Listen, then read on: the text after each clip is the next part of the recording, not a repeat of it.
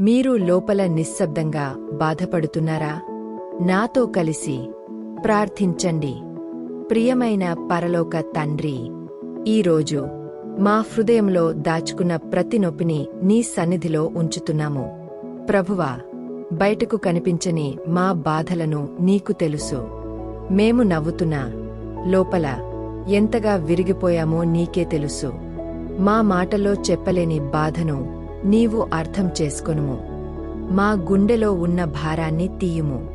ప్రభువా, ఎవరూ అర్థం చేసుకోలేని సమయాల్లో నీవే మా తోడుగా ఉన్నావని మాకు గుర్తు చేయుము.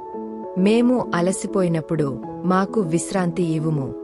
మేము బలహీనపడినప్పుడు మాకు బలముగా నిలుచుము. ప్రభువా, మేము మళ్ళీ నిలబడే ధైర్యాన్ని ఇవ్వుము.